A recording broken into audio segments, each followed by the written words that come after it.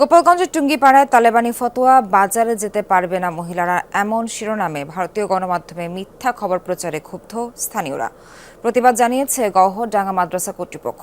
তারা বলছেন, ওয়াজ মাহফিল ঘিরে পুরুষ প্রাঙ্গণে বসা অস্থায়ী দোকানপাটে নারীদের না যাওয়ার অনুরোধ করা হয়েছিল। সম্প্রীতি নষ্টের জন্যই ছড়ানো হয়েছে এই অপতথ্য। শ্রীলঙ্কা আবারও রপ্তানিতে শীর্ষে।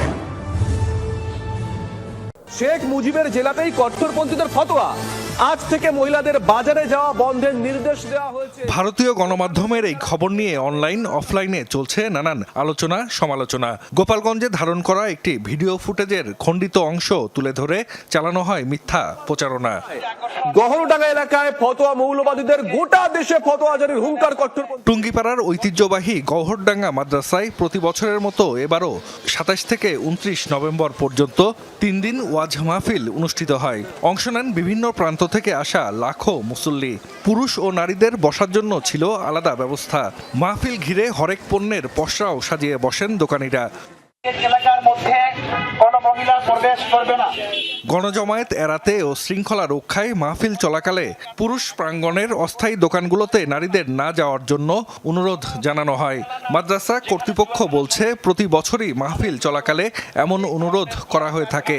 তবে সাম্প্রদায়িক সম্প্রীতি নষ্টের উদ্দেশ্যে ভারতীয় গণমাধ্যম এ নিয়ে অপপ্রচার করছে।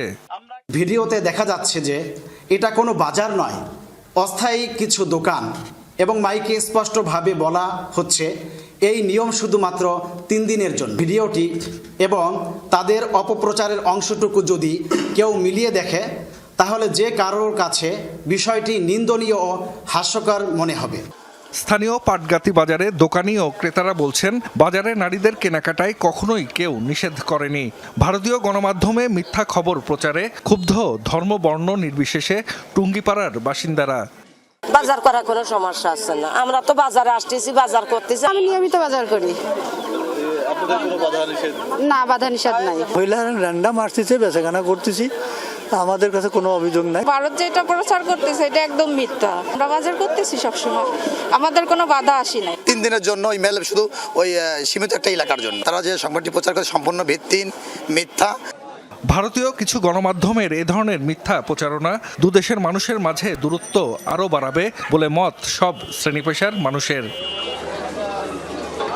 জাহিদ হাসান, যমুনা নিউজ।